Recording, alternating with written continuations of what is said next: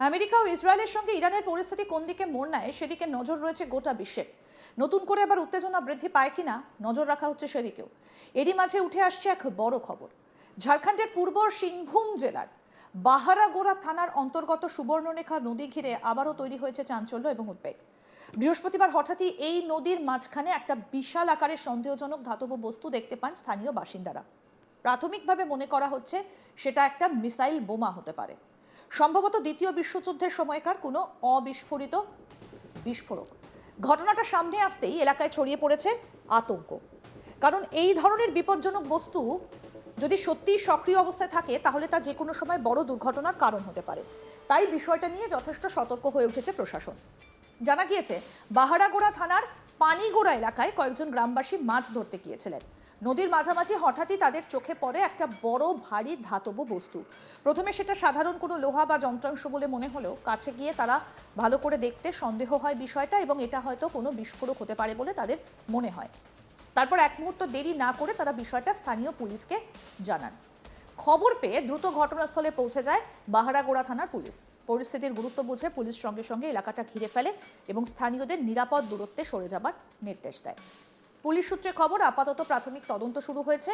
পাশাপাশি কোনো রকম ঝুঁকি এড়াতে বেশ কিছু সতর্কতামূলক ব্যবস্থাও নেওয়া হয়েছে। নদীর ধারে নিরাপত্তা জোরদার করা হয়েছে এবং ওই নির্দিষ্ট এলাকায় সাধারণ মানুষের প্রবেশ সাময়িকভাবে বন্ধ করে দেওয়া হয়েছে। স্থানীয় বাসিন্দাদের দাবি, বস্তুটা দেখতে অনেকটাই মিসাইল বোমার মতো। তাদের অনুমান এর ওজন 200 কিলোগ্রামেরও বেশি হতে পারে। এত বড় আকারের একটা সন্দেহজনক বিস্ফোরক সামনে আসতে স্বাভাবিকভাবেই আতঙ্ক ছড়িয়ে পড়েছে এলাকায়। অনেকেই নিরাপত্তার স্বার্থে নদীর ধারের কাছাকাছি যাওয়া বন্ধও করে দিয়েছে। কি বলছেন স্থানীয় বাসিন্দারা, আসুন শুনি। रात नदी में ये मछली पकड़ने के लिए जाल लेकर गया था। मैं ऐसे जाल में से लग गया, वो जो बोमा का ये रहता है ना, जाली रहे फैन जैसा, तो उसमें तो लगने का बाद देखा आदमी लोग बोलता कहीं में लकड़ी में नहीं लगा हुआ है, तो चेक किया तो उसमें बोमा निकला है। तो बम निकाल कर बाहर में रख दिया। कब का बम है, कुछ है जानकारी? नहीं, वो हुआ था सब पहले से कहता है पड़ा कि हुआ है। द्वितीय विश्व युद्ध का है। कब का है?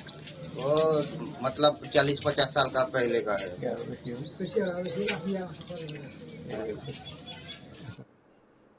ये बम कब का है?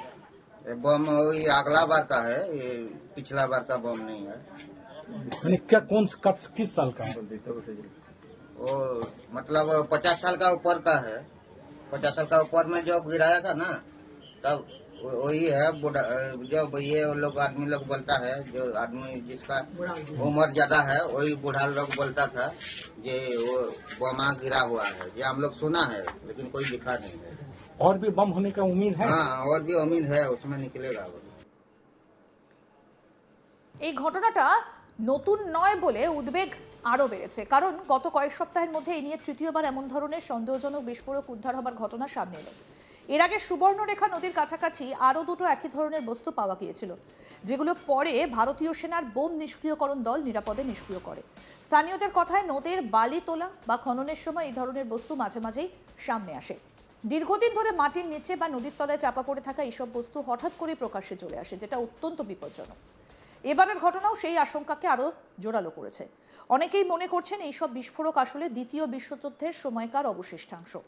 ইতিহাস ঘাটলে দেখা যায় এই অঞ্চল সেই সময় অত্যন্ত গুরুত্বপূর্ণ সামরিক কেন্দ্র হিসেবে ব্যবহৃত হতো। ফলে এখানে বিভিন্ন ধরনের অস্ত্র এবং গোলাবারুদ মজুত রাখা হতো। বিশেষ করে ঝাড়খণ্ডের রামগড় জেলা দ্বিতীয় বিশ্বযুদ্ধের সময় একটা গুরুত্বপূর্ণ সামরিক প্রশিক্ষণ কেন্দ্র হিসেবে পরিচিত ছিল। বর্তমানে এটা একটা গ্যারিসন টাউন হিসেবে পরিচিত। ঐতিহাসিক তথ্য অনুযায়ী সেই সময় এখানে আমেরিকান প্রশিক্ষকরা হাজার হাজার চীনা সেনাকে প্রশিক্ষণ দিতেন। এই চীনা সেনারা পরে বার্মা ফ্রন্টে অর্থাৎ বর্তমান মিয়ানমারের যুদ্ধে অংশগ্রহণ করতে যেতেন। শুধু তাই নয়, এই অঞ্চল একটা সময় যুদ্ধবন্দীদের জন্য শিবির হিসেবেও ব্যবহৃত হয়েছে। রামগড়ে অবস্থিত চাইনিজ ওয়ার সেমেন্ট্রিও এই ইতিহাসের সাক্ষ্য বহন করে। প্রায় 7 একর জায়গা জুড়ে বিস্তৃত এই সমাধি ক্ষেত্রে 667 জন চীনা সেনার সমাধি রয়েছে।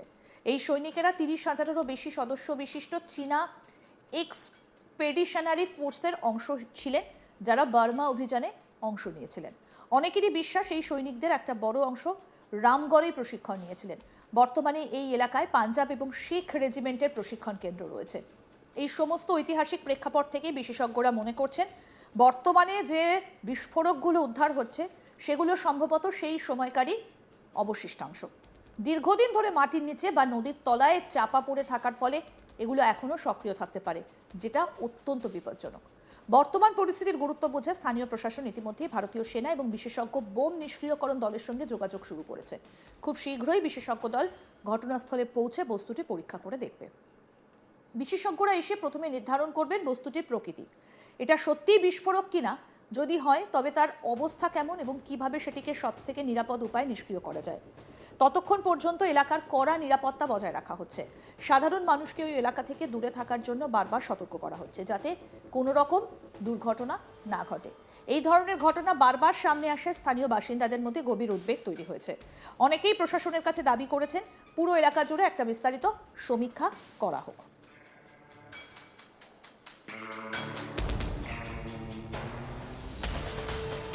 তাদের মতে শুধুমাত্র একটা বা দুটি বস্তু উদ্ধার করলে সমস্যার সমাধান হবে না, বরং পুরো নদী এলাকা এবং তার আশেপাশে বৈজ্ঞানিক পদ্ধতিতে অনুসন্ধান চালিয়ে সমস্ত সম্ভাব্য বিপজ্জনক বস্তু চিহ্নিত করে সেগুলির নিরাপদে সরিয়ে ফেলতে হবে।